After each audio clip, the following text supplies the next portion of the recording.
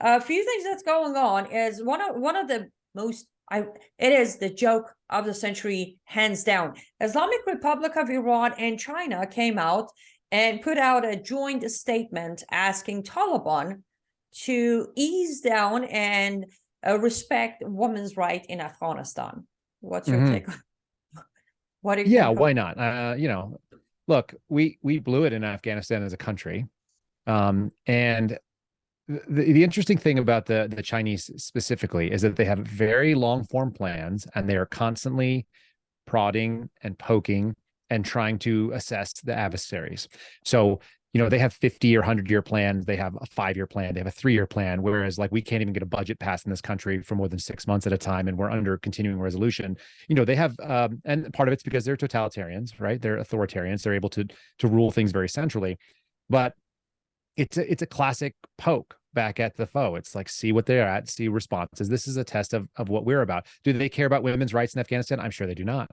Not at all, right? But it's insulting to the fact that we left and we had things moving forward in one direction for 20 years, and then we abruptly pulled out and left the whole country in a power vacuum. And that was immediately, and not just like seconds later, it was assumed by the people that we fought for 20 years. So I think that's really intentional. It's the same kind of attitude that you see with the spy balloons, just to kind of segue into something that has probably captured a lot of people's imaginations. There may have been spy balloons forever. I doubt it. I think that they're just testing. It's like, send things over, see what happens. What's the reaction? Oh man, they let it fly over the entire country. Well, that's interesting. That tells you a little bit about the type of leadership you have. And the Chinese are You big mean on the that. They're, lack of leadership you have? of course, they're constantly assessing, they're constantly probing and prodding and trying to see what reaction does this thing get, you know, and and the proper reaction to that, probably not in some ways because we have a huge supply chain there, but it would have been great if we had our Secretary of State literally gather up that balloon, the fragments of it, maybe not the sensitive information or the equipment, but the actual fabric of the balloon, and then flown over and done the meeting that he was supposed to have, which he canceled, and just been like, hey, you dropped this. It I would think have you been lost fun. something. That would have been great, but that's what strength would look like. They're assessing that there isn't strength right now, so they're doing all kinds of things, and they're going to try to make fun of us in the public sphere, and they're going to test our defenses wherever it's necessary, and hopefully it doesn't result in the loss of human life. I really hope it doesn't, because that puts service members at risk in a big way. Yeah, agreed. And here, I guess, let me, since you brought it up with the balloon thing, that was one of my questions. So thanks for already answering it. But if you reverse engineer this, and you've been, to the military, and every time I say this, people look at me like I'm some sort of a crazy. I mean, I don't deny that I am crazy, but not that kind of Sure. crazy, the other kind of crazy. But we left almost, I believe, about $85 billion worth of equipment.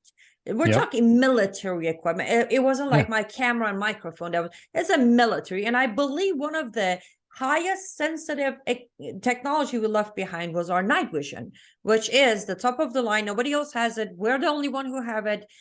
And that ended up being purchased by Islamic Republic of Iran from Taliban.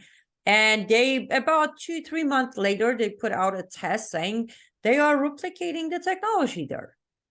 You Yep. know better than me. So would you please share with our audience what are the consequences of every single piece of equipment being replicated or the technology being discovered by the biggest funder of terrorism in the Middle East? What are the things? Well, I mean, what could go wrong?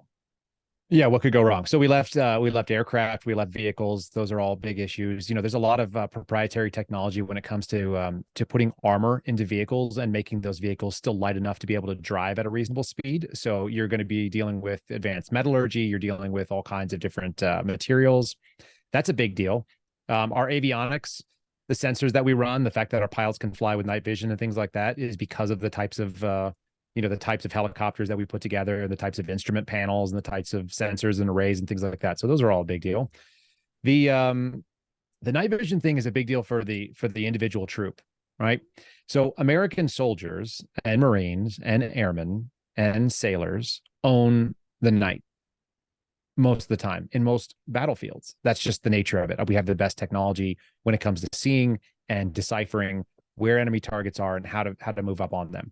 If you've ever tried to deal with somebody who has a flashlight in the dark and you have night vision, it's like watching Silence of the Lambs and Buffalo Bill sneaking up on Jodie Foster.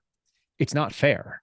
It's not right. Like, she wins only because it's Hollywood. In reality, that guy does whatever he wants.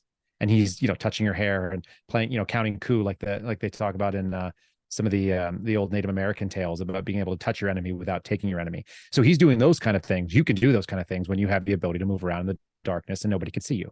It's a big, big, big advantage. And from my understanding, we may not have left our most advanced generation of night vision stuff over there. We may have only left third generation. I have third generation night vision at my house, and it's awesome. And you can do all kinds of fun stuff with it. And you can walk around. You can walk through dark areas where nobody else can see you, and you can move through difficult terrain that you couldn't otherwise do.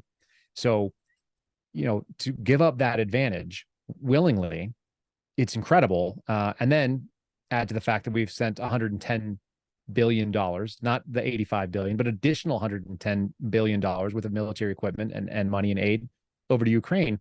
My wife the other day said, why didn't we just tell the Ukrainians where it was and just turn it over? Say, hey, it's over in Afghanistan. Knock yourself out. Go get it. That would have been a better move. And if we had any foresight or any kind of ability to run foreign policy that wasn't the trash that we're doing right now under the Biden administration, that's what they would have done. They would have said, look, we're going to transfer all this combat gear over here. It's going to go into your storerooms. And hopefully that is also a deterrent from Russia coming in, if that's something that the American people care about, which I'm not confident every American cares about one way or another. We're watching some of this theater where Joe Biden's walking around and hearing an air raid siren. My buddy Dan Bongino did a full breakdown on some of the propaganda that's being put out by the Biden administration, acting like he's somehow visiting a war zone, and that they didn't take a U.S. president in the middle of an air raid or a potential air raid into an underground bunker. That's absurd. There's no way. It's just staged. And people are buying it on one side. This is what leadership looks like, is what somebody said on Twitter the other day. It's like, is it? I don't want leadership anymore then. Can we get something else? What's the alternative to that? Because it's bad. That's really bad. And it's failed on every level in foreign policy.